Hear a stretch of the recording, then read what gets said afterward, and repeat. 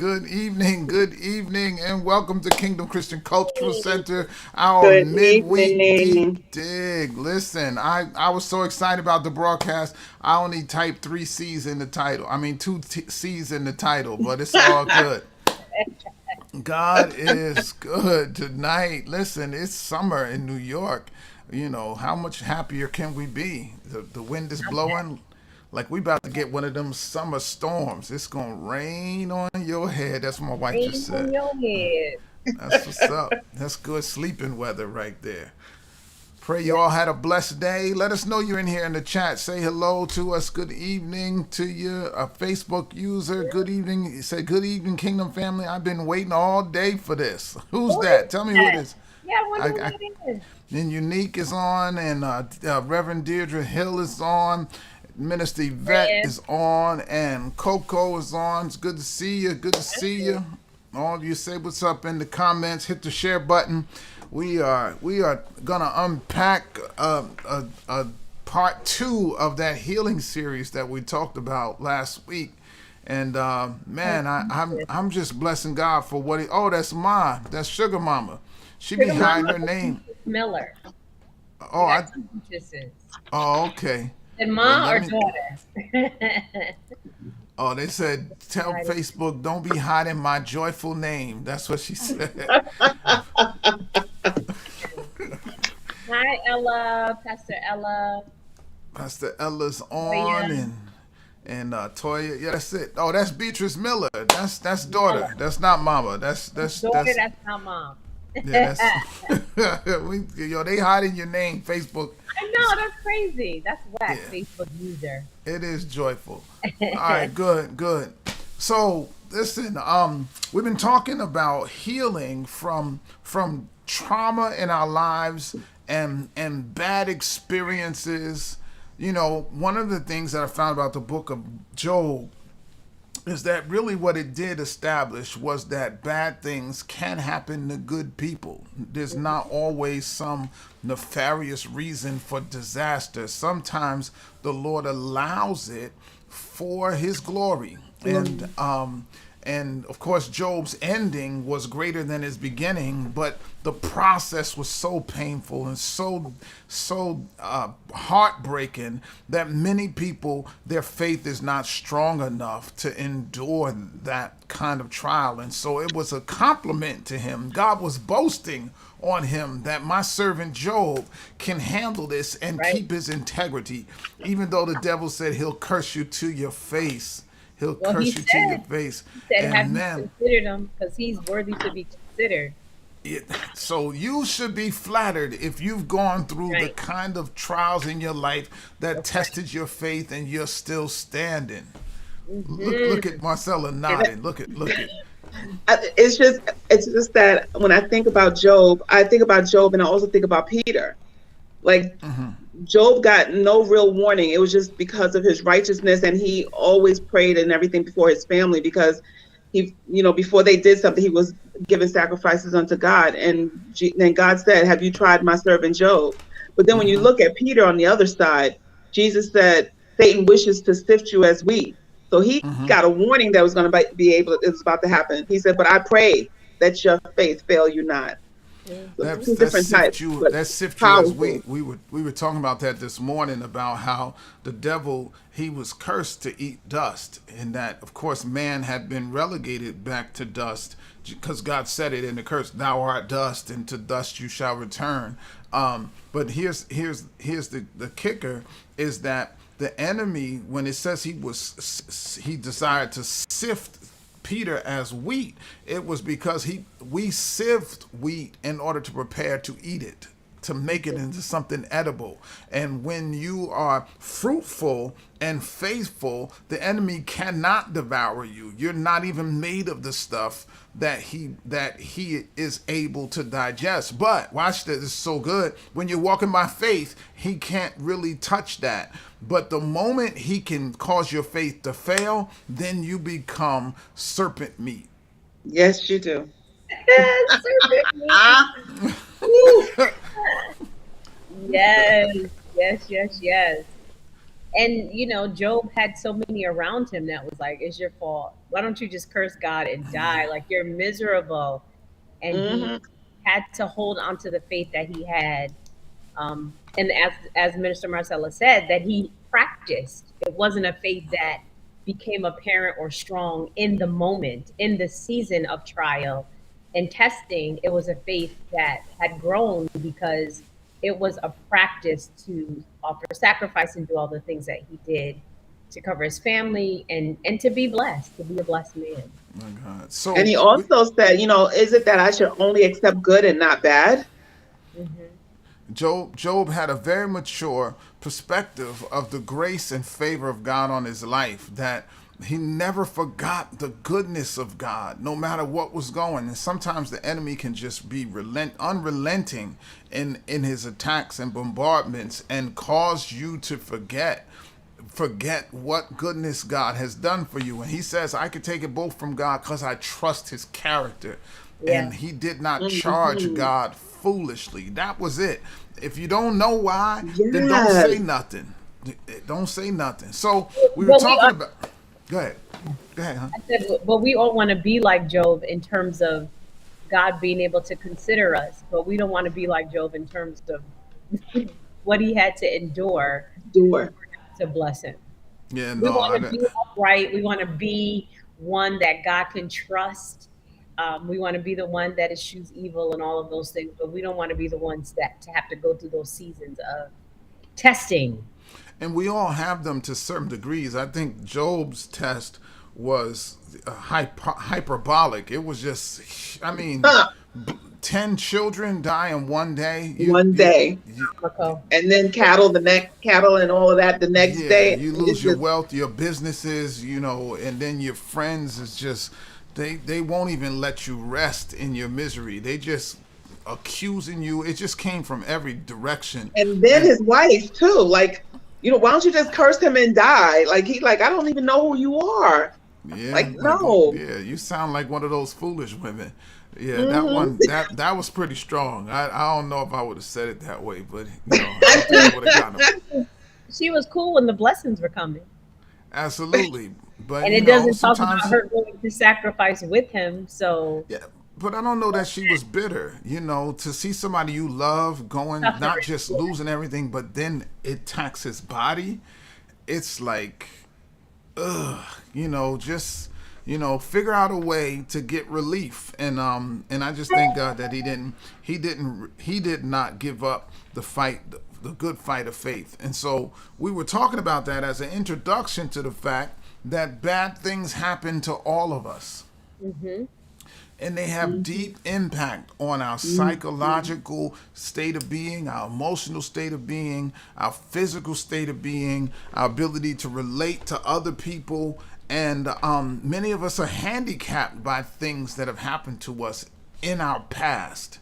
And we talked about this last week, that if a touch from a human can change you for all your life, or the lack of touch, or some instance, some earthly event could, what can a touch from God, what Correct. can a heavenly event do to My transform Lord. your life? Give God a chance to show his power in your life. Hmm.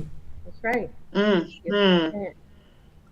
And so we looked at the man with the withered hand last week, and then what drew me to Naaman's story was that his healing was so complete that it says when he went through his process, that his skin, and we'll get to this at the end, it says his flesh was as the flesh of Child. a little child. And this Yeah. was, and see, we think of leprosy as a skin disease, but it is actually, it gets in the muscles, it gets into Muscles. everything. Hmm. And Yep. this, All the way through. Reverend Hill, that I believe that is our appeal to this generation. Give God a chance to show his power in your life.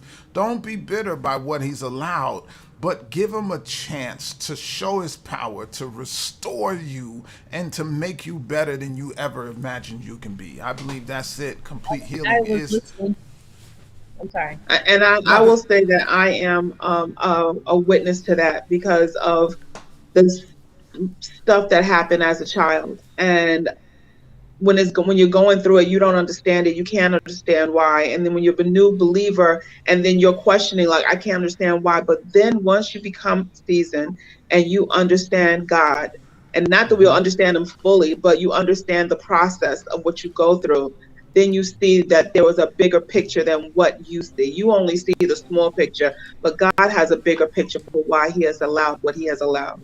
I was going to say, I was listening to Prophetess Maggie. She's under Prophet Lovi, who we've been listening to. And she said, if God called you to 1,000 people, then there are 1,000 different things you must endure in your own life in order for you to be able to minister to those 1,000 people that God called you to. And so Yes. we get so stuck on, why me? Why is this happening? God is doing something, creating something, building something greater in you, so that when it's time for you to share and minister in whatever way that is, to those 1,000, to those 20,000, to those 100,000, you have to be in a position where there's you're validated. If you know what Yes. you're Yes. That credibility, street incredible. cred. Yeah. You didn't have this perfect life, and now you want to tell people who've struggled how to live, you know, what How they to live. Exactly. How can you tell me about being homeless when you've never been homeless? right Yeah. when you live in a mansion. Mm-hmm. Yeah. I'm dumb. I mean, you know, the spectrum of life that we've experienced, you know, from poverty, you know, from both ends of the spectrum, to be able to know that God can bring you from one extreme to another. That kind of faith helps you to hold on there and, you know, with people, and hang in there with people who are going through, and be able to encourage them. And I believe this word that today is going to be an encouragement to many of you, that, and this one is a little different because Naaman was a captain. I think we're in Second Kings. Yeah, we're in Second Kings chapter 5. Naaman was a captain of the army of Syria. Now, you know, I got up this morning and looked at this text again, and this is in chapter 5. And in chapter 7, this is crazy. I just got to put this out here in the beginning because I don't know if it'll fit anywhere else. And in chapter 7, how's chapter 7 begin? Then Elisha said, hear ye the word of the Lord. Thus saith the Lord, tomorrow about this time shall a measure of fine flour be sold for a shekel, Or and it two must be measures. 8. I'm thinking, is it Is 7? it- Hold on. and there were 4 leprous men. No, it's, well, see, I didn't even get that far. It must be 6 then, where he says, and the king of Syria. Is it 6? King of Syria was sore. No, the heart. Let me hold on. I guess I want to show you this because it should be verse 1. Let me see, where In is it? verse 6 it says, and the sons of the Oh, prophets verse said unto 8. Verse Elisha. 8. 6 8. 6 8. 6:8. Mm-hmm. 6:8 says, then the king of Syria warred against Israel and took counsel with his servants, saying, in such and such a place shall be my camp. The man of God sent unto the king of Israel, saying, beware that thou pass not such a place, for thither the Syrians are come down. So I just want to say this, is that after Elijah, in our text today, after he helps Naaman, the captain of the host of Syria, after he helps them, they plot to attack Israel Yeah, yeah. in the next chapter. Wow. I mean, there's such a powerful connection here. I just wanted to just put that out there. But the Naaman's position to receive help is now, it makes even less sense, knowing that God knew that he was a real enemy to Israel, but God helped him because he had brought deliverance to the Syrians, who were going to be used as an instrument to bring correction to Israel. Naaman was a powerful tool of God, and his leprosy was it was an opportunity for us to see how complicated God, or how complex the movement of God is in getting his will done in our lives. That part. I think that brings even more clarity. And again, we're jumping around to how you told us how he made sacrifice to his God, now that he understands God as a healer. he made sacrifice there, knowing that he was going back to Syria and they served another God. So that makes even more sense. Yeah, he knew that there were some things he was going to have to go back to doing just Yeah. because it was his job, just because it was his position. That was not necessary in alignment with his newfound faith. And the man of God assured him that he could go in peace, Yeah. that God was going to cover him. And even in chapter 6, you could read it on your own, that the attack never happened. They came to attack Israel and they lost. They were routed. They ran. And the prophet was a part of making sure that they got out of there. That's where he tells his servant, he helps the servant to see. That's it. And Yeah. just, I mean, it's so beautiful to me. But I don't know that I can express it in this hour, because we're talking about a harvest coming from your hell. We're talking about the fact that what you went through was not for nothing. Nothing. Amen. Not for nothing. Maybe you stumbled onto this broadcast not knowing what we were going to be talking about, and the Lord had you come on here to tell you that the stuff you went through as a child and even as an adult, the pain, the disappointment, the bankruptcies, the divorces, the losses, the repos, the foreclosures, the losing your job, the abandonments, rejection, you name it. I could go for days about the things that have happened that were devastating in your life. You thought there was no purpose for it, that the enemy was just random moving, and God said, nope, I allowed it for a purpose. And the first way you can come to that conclusion is this, and then we'll talk about it, is that Naaman's name means planted for my pleasure. That you were put in that dung pile, that mess, because he's going to get beauty into an ugly place by causing you to blossom. Talk about beauty for ashes. That's good. A Syrian with a Hebrew name, purpose Mm.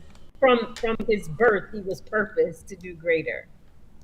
Yeah, he may have. I mean, the fact that his name is Hebrew and he's a Syrian general, it just, how did that happen? And it was just the influence of God that on his life that says, you know what, I've got a purpose for you, and in the middle of the most unlikely place, I'm gonna have a garden, a beautiful sprouting of color and faith and strength and commitment in a place where everybody else is worshiping other gods. Yeah. The only way for that to happen was he would have to bring you through a process. And let me just say this, parenthetically, because you also pointed this out, and this is something that we experienced personally, that when you name a thing, be mindful of what you name it, and name it something that thing can live up to, achieve. And, when I had Rilan, I was 17, and his name didn't necessarily have a meaning, but when we got married, we said his name means son of destiny. And so, and we made sure that Kyra's name had meaning. We made sure that the things that the Lord has placed in our hands has meaning that is valuable, that it can live up to. And so if your children, if your home, if whatever, your name doesn't have a meaning, find a meaning that you can apply now and say, this is what I'm going to live up to. So every time you hear your name, you think of whatever that thing is you're going to live up to. In the nature You know what I of it. find really amusing is that when I was born, my mother was 16 and she named me Michelle. But 3 times they sent the birth certificate back because it wouldn't come back with Michelle. It kept coming back Marcella. Wow. I used to hate the name Marcella because they teased me saying that that's the man who made Raggedy Ann and Andy. And because we were poor, I always looked like I was Raggedy Ann and Andy. But when I got older, I found out that the name Marcella meant warrior. Hey, And it goes back to where you say, before you were formed in your mother's womb, I knew you. So no matter how much she tried to change my name, he already knew what I was going to be called. Amen. that's wonderful. That is wonderful. Thank God for Marcella. Look at Jesus. She who brings joy. I love it. That's right. My name means gift from God. Gift from God, James. Well, it also it's the same as Jacob in its rooting, so it also means supplanter. Nathaniel means gift from God. James means supplanter, and so I don't a trickster, So, but he got his nature changed. Amen. Amen. Yolanda means beautiful. What's Yolanda your name means mean? Put it in beautiful. the chat. Yeah, Alonda means beautiful. What's your name mean in the chat? Put it in the chat. Name a thing. Be careful what you name your business. What you name the season you're in right now. That's right. Mm-hmm. It's important. It's important what you call it. What you call it. What do you call? So, in this planted thing, Naaman, the beginning of his process is a burying. It's a hiding. He was hidden in a place and it was a conspicuous place that literally he was planted as a captain of the army. Mm-hmm. And he was put in there as an infiltration to change a camp. And he was a mighty man of war. You see it in chapter 5, verse 1. It says that he was mighty. He was a man of valor. He was an honorable man. That was the next thing. That everywhere he went, people honored him. They gave him the best seats. They gave him awards. He had plaques on the walls and commendations. He had award. He was decorated. I mean, I'm just trying to get into but the point is that he had achieved things that were worthy of honor in the nation, and he was a general of generals. Mm-hmm. And this was because of the favor of God on his life. And it says it right there. And this is crazy because the church always thinks that God only deals with you and your people and don't realize that he has plans for every life on the planet. It says, for by him God gave deliverance to the Syrians. That though they're your enemy doesn't mean that they're God's enemy. Does not mean that. It does not mean that. Oh Lord. Does not mean that. That was probably one of the biggest lessons in my life, that just because I don't like them, don't mean God don't like them. That's Adrian right. said, Adrian means dark, and she sighs. No, that's a great name. Find a way to find light in your name. She brings so much light. I know, right? Latoya says hers is fluffy and A rose growing out of concrete filled with hope despite. All right. and That's Teresa's name means harvester. Come on, TT. And All Coco right, now. made her name an acronym. Serve with Okay. excellence and Thanksgiving. Sweat. Hey, go ahead with your bad self. All right. Okay. All right. So a dark horse is one who wins when nobody expected. There you go. Help her, Bishop. There you go. Hey, glory. I dark chocolate is good for you. Dark chocolate. Dark chocolate is good for the heart. That's it. That's good for you. So Naaman. You Go listed ahead. all of his accolades. You listed all of his accomplishments. And like us, we only remember fully the last bad thing that was done or that happened. Because it lists all of those things in verse 1, and it says, but. but he was a leper. But he was a leper. And this, beloved, I think is the tension in many of our lives, that there are places we're flourishing, and then there's that one issue. We are enviable by so many people wish they had what we had, but then there's that one issue that makes us pitiable.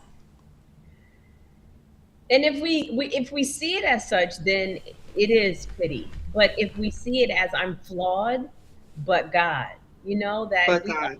and that we all have those areas in our lives where we're trying to get it together, or we had a season where it tainted who we are, but God is able to redeem us. All right, so let me just play the devil's advocate just for a second then, because a flaw is a pimple. But leprosy, Yeah, I was gonna say something, but I'm not gonna say it because of the things that are going on. What? there is a difference, and I think that this is why he had leprosy, to show it is the worst, most debilitating, isolating, degrading, disgusting, stinky disease that they Thinking. knew. And his flesh was literally rotting on his Rotten. skeleton. Mm. But he was a man of honor. And it was like I said this on Sunday, is that people love you, but they can't be in your presence. And also that he Mm. could use his armor to hide, the blemishes, the stinkiness. He could use armor and still look like this mighty man of valor and still appear as if he had nothing wrong with him. Still powerful, still amazing as a captain. And see, leprosy, it's really a result of touching something that you should not have touched. Absolutely. Someone, you had to actually be in contact with it. And why would a general be in contact with a leper unless he had gotten carried away in battle? If you see the lepers in Syria, and in northern Israel and northern Samaria, you see it just 2 chapters later. So you can see how those lepers ran into a camp and all kind of things. Yeah. There were no laws for them for separation, and therefore this, what my point is that sometimes in our greatness, in our moving quickly, even in our areas of anointing and strength, we become careless. Mm. And touch stuff that We're not supposed to touch. grabbing that stuff, come on, AI. Come on, Mm. aching, grabbing, touching stuff that you shouldn't. Absolutely, and this was an issue for those who have greatness in one area and grief in another area. That they are enviable over here. Everyone loves them and wants what they have and honors them. But then there's this part that makes you unbearable, untouchable. You can't have relationship. Yeah. Yep. Absolutely. But it makes you wonder, like, even in that, like, if you're going through that, could God have been just setting you apart so that nothing or no one could interfere with what he was doing at that point of the process? I think so. I mean, absolutely a possibility. And this young girl, this maiden that's in his house, she's honoring him because there's such virtue in him. She's serving him, even though she's there not even of her own will and volition. She's a slave as a result of his excellence as a soldier. That's right. Conquering people. Yep. But she says, "Oh, that my Lord would be with the servant. He was such a good man, away from the battlefield, but he was a leper. He wasn't. I mean, this brother's complex. I'm serious, because he's brutal. If you can't be the captain of the host if you ain't a killer." Right.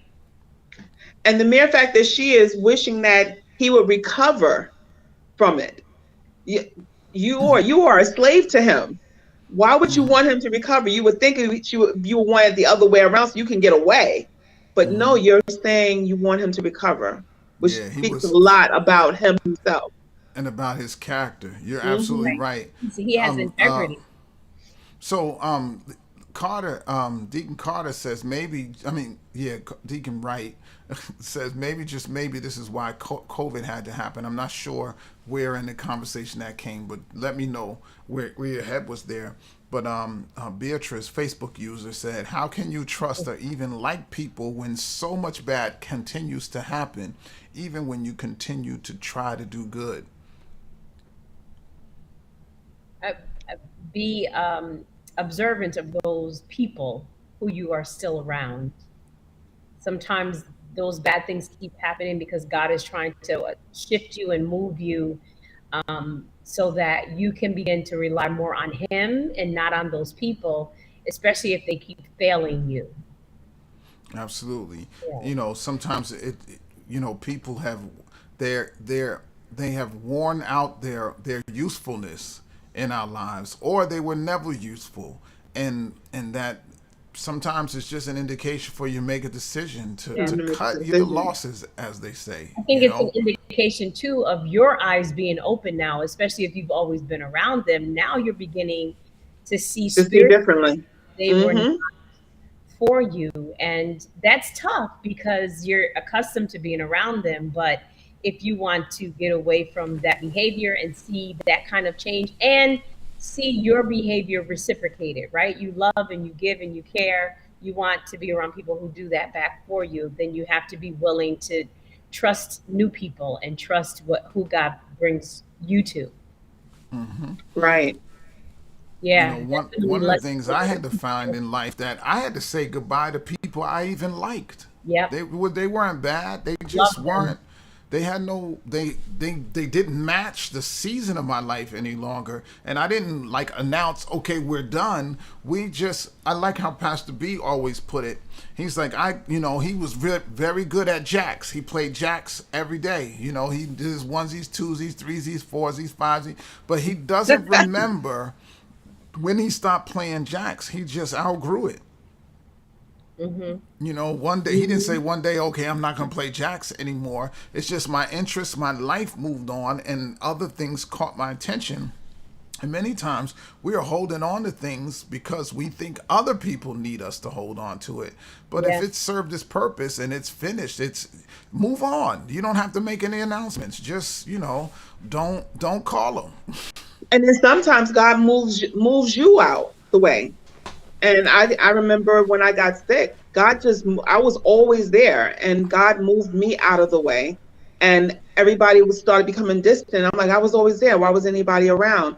But the work he was doing in me during that time and that season, that after I came out of that season, and then they saw me in a different light, then my family one by one started coming to Christ.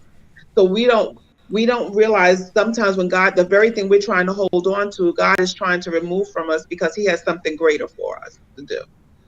I remember that season, right before we were called to pastor in Yonkers, the Lord just pulled me away from my sisters. I love them to this day. It was hurtful, but looking back, I totally understand. It made the transition for me. It made it a little easier, not trying to hold on to something and go back to Poughkeepsie all the time and, try to do what they're doing. But that transition from them was very difficult, but it was very necessary for the season of my life. So Naaman's isolation from the pain and the sickness, the debilitating pain of leprosy was much more than just a lesson from God. He had leprosy, and this young maiden, she cared enough to suggest that he see the man of God. And so when he goes from honor to horror, then there's help for him. And what I love about that in 2 Kings chapter 5 is that it wasn't just her. It was a host of help. It was a conspiracy for his conversion, for his deliverance. Yeah. There was a racket for his rehabilitation. It was the maid, it was the wife, it was the king, it was the prophet. There were so many people who worked together to get him to his deliverance. Yep. I'm going to take this time to say thank you, Bishop, and thank you, Pastor. It was a team, though. I signed a whole bunch. You didn't even know you had people assigned. No, I didn't. No, I did. You had no idea. I said, listen, she needs extra help. Watch her. Give her what she needs. And they still watching you. I got people watching you right now because it takes teamwork to make the dream work. And when it's time for your breakthrough, you're going to see the team that God has assembled to come together. Can I tell you the secret name of the church? Don't tell nobody. The secret name of the team is the church. That part. It's the That church. church.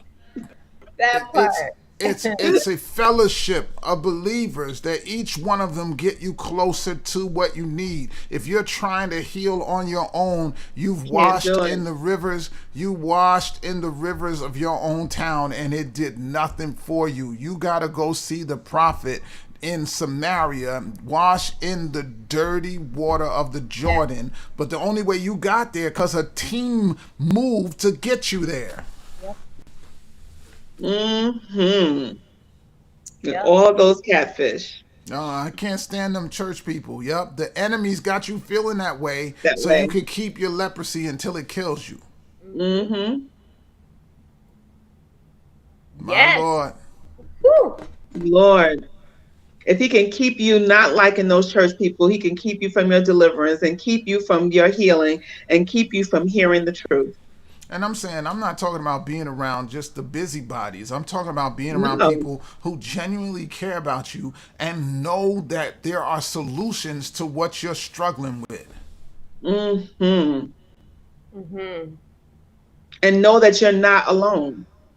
Because if he can Absolutely. isolate you, he can make you think that I'm all by myself. Nobody else knows what I'm going through. Nobody's going through what I'm going through. But there's a whole lot of people that have gone through it. You're just not around them to see how they got out of it and be around them to help you get out of it.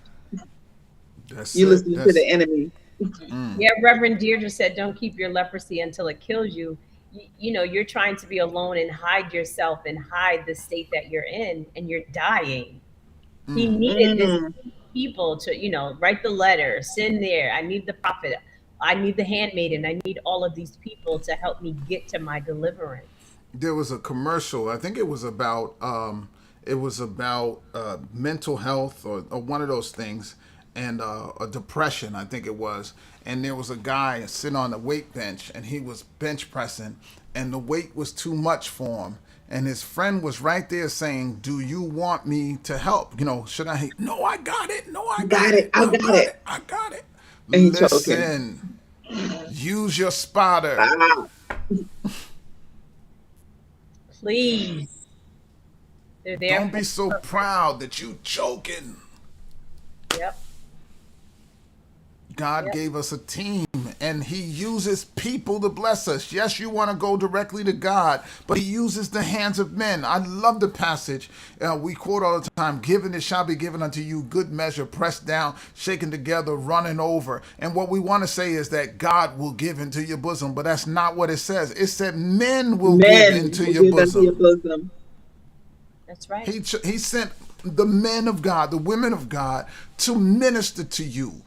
Let them use them for your deliverance, for your healing. Yeah. And you know what I just heard when you said that too? Like he says, men will give unto your bosoms, and the same men that can give to your bosom are the same ones you don't like. So now you're missing your blessing because you don't like somebody. Listen, give me mine. Lord, use people. He said, "Y'all teaching tonight. This the dream team tonight, boy. We killing it." We, so he one of the benefits, and I said this one a little cleaner on that watch leaders who kiss up and piss down. This makes me so upset. It really does. Where people, especially when they're in the presence of their leaders, their the people that are over them, and they're, everything is right, they're doing it right, they're speaking right, they're loving the people, and then you see them in another um, Mm, light when they're with those that they're over and talking down and being disrespectful and just not giving. It's like, the servant who got out of jail and his all of his debt yes. was was de, de, re, I can't even think of the words. Um, was removed, and then he goes to somebody who owes him money. It's like, Oh, yo, right, give me my right. He was money. forgiven. Right, right. Yes, your debt was forgiven, but then you go to the next person who owed less than what you owed, and Less. you puffing up at him. It makes me very upset that there are leaders who sort of kiss up, as you said, to those who are above them, but really are mean and disrespectful to those who they lead. Right, and Just now I see frustrating. it. I see it so often. You go, and because I'm a bishop, people are honoring me and all these things, even my peers, and then we'll go out to dinner, and you go from honoring me to speaking like terribly to the waiter and to the waitress. Yeah. You're horrible to your own people when they call you. You don't. I watch them in the press. Their people in their ministries or in their lives, their jobs are coming to them, and they're so cold and unempathetic. And it's like, how are you so kind to me and Right. so rude to them? Mm-hmm. Muhammad Ali said it this way. He says, I don't trust you until I see how you treat the help. Yep. Right. Yep. And Because you're something that I live by is because I walk in authority, I'm very mindful and respectful of those under whose authority I walk. I respect them, I honor them, and even if I disagree, my motto, if you like it, I love it. I'm going to do it. I'm going to do it with the right attitude. But it's because I also walk in authority. I don't want that back on me. And we've got to be very careful. We've got to be mindful. And Naaman is such a great example that the higher ups respect him and honor him, as do the handmaidens and those who are his servants. such an important lesson for your Yeah. own deliverance came from the thoughts, the mind, and the suggestion of your underling, not your king. Your king knew nothing of this prophet. Yes. That girl could have been like, I hope you die. Yeah. Exactly. So I'm going to put some sugar egg pea in your water next time. I'm gonna give you a chocolate pie. And another thing, it's like, will you drink this water? Don't you have a slice of this pie? That's right. Oh, not the pie, yes. See, when you treat the help wrong, it could come back in ways you have not. It come back in cold sores.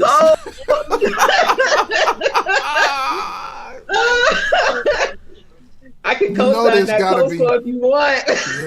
There's got to be a comedic moment, but because the truth is that many of us are suffering from the fact that we didn't treat those who were under us properly. You see, the emojis are cracking me up right now. I wish I could see them. Oh my gosh. Oh God. Yeah, Sandra Barney put up it reminded me when I was one day I was walking in the lobby of my building in Morgan Stanley, and I didn't know my bosses were behind me. I was just talking to the security people. I was talking to everybody, like Marcella, was talking to everybody, naming them, calling by their names and stuff like that. And then when we got to the elevators, I turned around like, oh hey, good morning. He's like, you like the Pied Piper. You were talking to everybody. You know everybody's name, and everybody knows your name. I'm like, it's nice to be nice. It is. It really is. And Naaman was reaping the harvest of being kind to someone that he did not have to be kind to. Yeah. Yeah. Whew. Just be kind. And so he goes to get baptized. He goes to see the prophet. The prophet doesn't come out to greet him. And I went back and looked at that one because I'm like, is it because he had leprosy? He says, no, I didn't have. I'm literally reading the text because I thought that it was to avoid the leprosy, but then there were two servants. This is why I knew it wasn't. Two servants went to get the money from Naaman and carried it back, but only one of them got leprosy. And it was the one that, well, you could read it in a later, but my point is that he was offended by the fact that Elisha did not come out to greet him and to honor him as he was used to being honored. Yeah. And the offense of that moment almost robbed him Robbed of him the of results of And his healing. process. Yeah. The results of your process can be ruined by resentment and by a bad attitude. Yeah. Those three R's right there, I thought long on that. That the results of your process can be ruined by resentment and by the fact that you had in your mind the way you wanted things to happen, and you wanted to force that idea on someone who had greater authority than you. We always trying to tell God how to heal us. God, how we want it done. And telling always- telling the prophet how to do his job. Yes. The Lord uses you, prophet, but I want you to come out and meet me right now. What you mean you're not coming Wave out? your hand over, do this. He says, I wanted him to do this and do this and yell in my He's not a language. genie.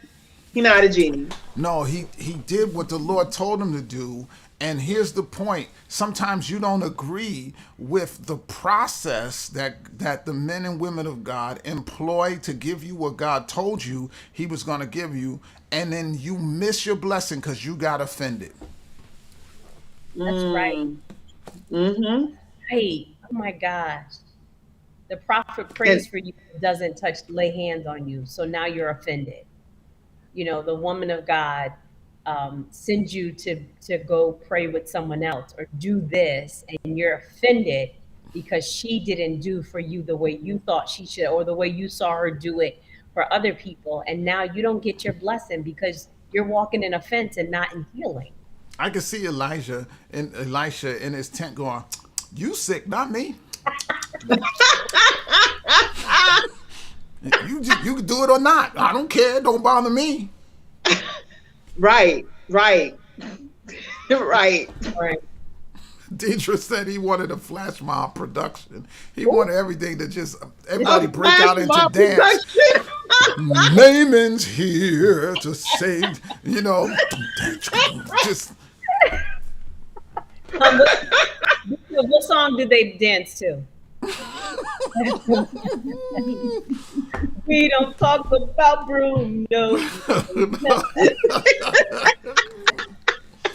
listen. You cannot dictate how God brings you what He wants you to have. You must submit to the simple instructions and just do what you're told by faith.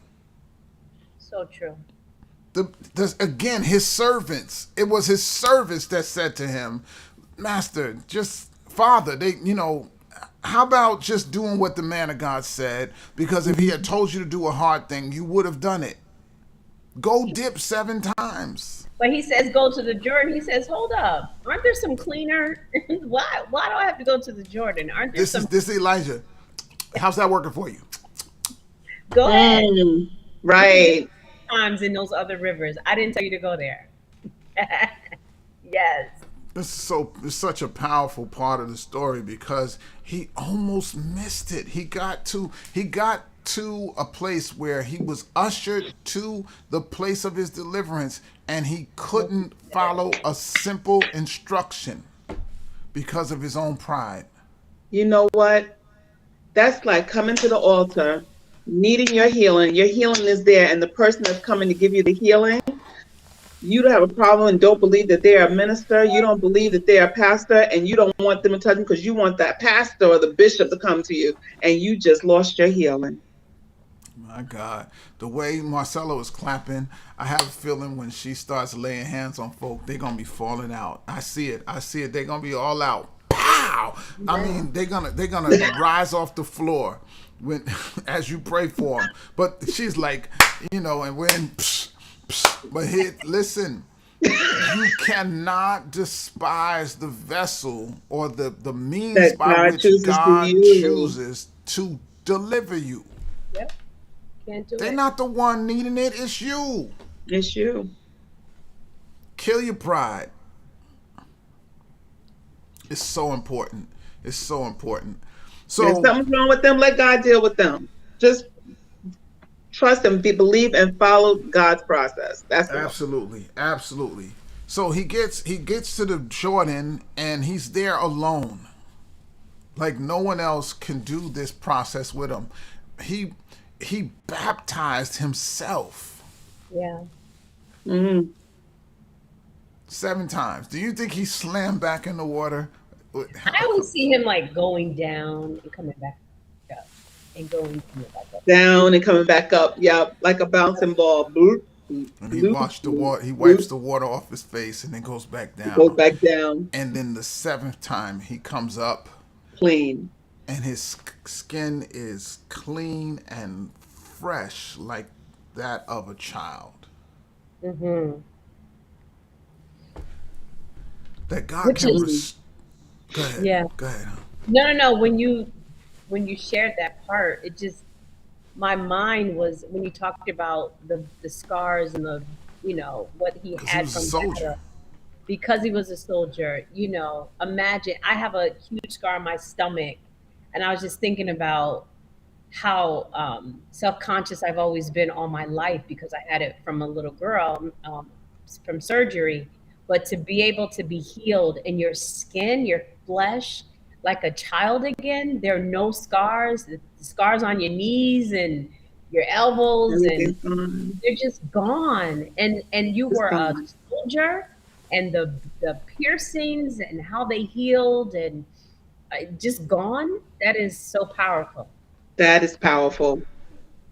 That proof of every injury, every betrayal, every rejection, the effects of every abandonment, every molestation, abuse, every negative word spoken against your future, every failure, every miscarriage, every abortion. Oh, I'll keep going. All of the effects of those have left scars on you. But when the process of God is complete, it's as if it never happened. Never happened.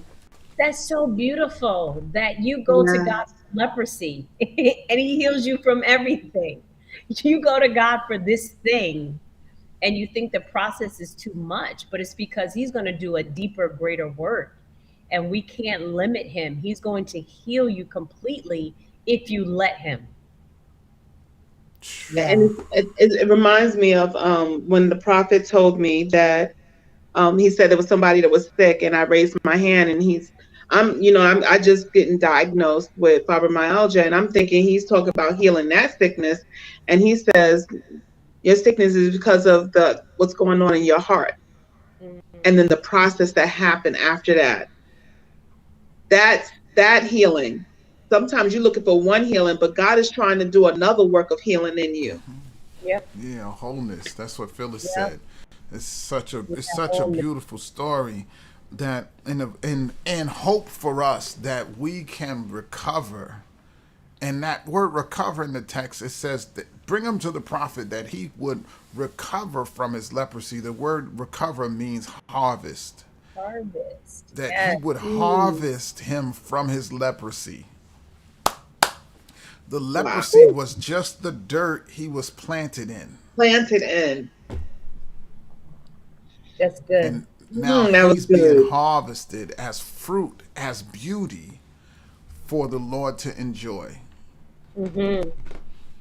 That's the word. That was it. That was a good word too. It was a good word. Fullness. That's it. I didn't even finish listening to it. I had to stop it and text. I'm doing Bible study because it was that powerful. I was in here like screaming, like, "Oh my God, this is such a good word." It was good to me. So, what's your final? Give me your final takeaway from today, Marcella.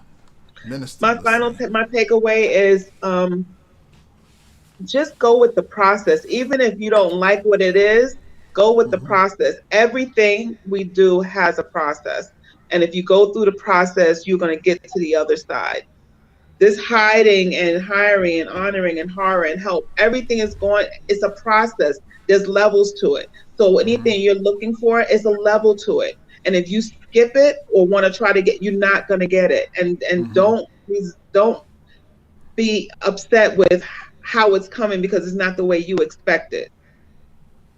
Trust God. Trust God. I believe it. The process is important. Let it complete. What about you, Pastor? There was one thing that you said on Sunday that I had to type down, and it says, "My suffering will produce a harvest." Period. Mm-hmm. My suffering will produce, and it just always takes me back to Romans 8, and we know that all things. Mm-hmm.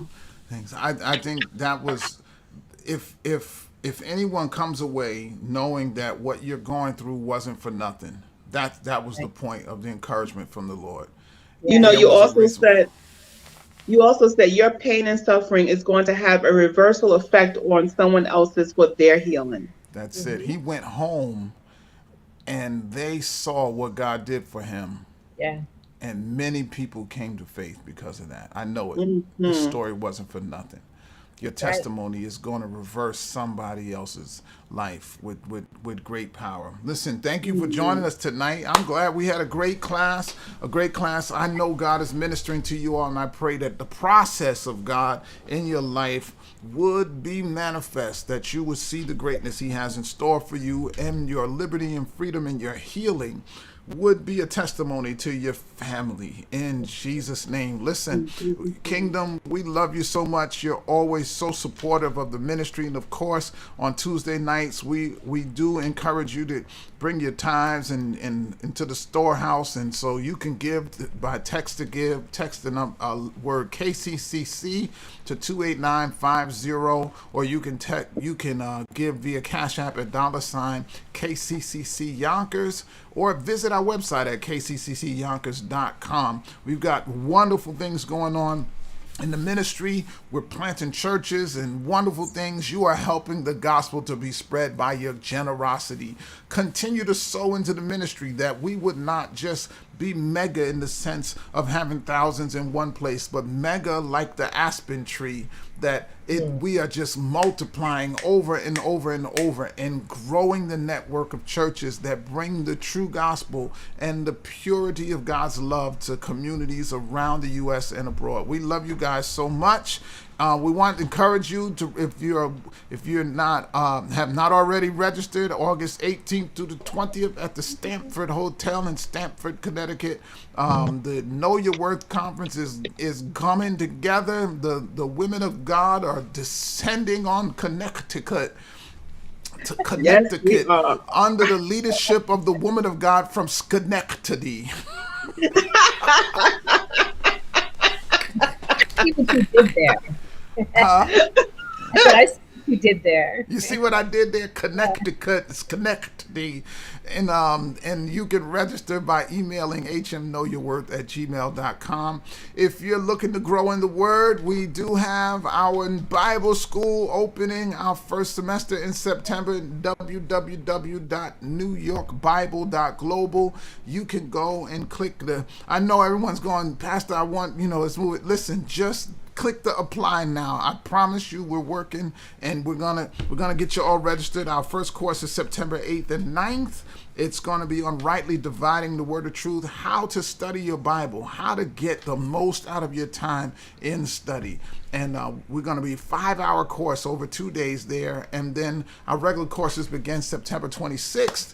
And those are 10-week courses.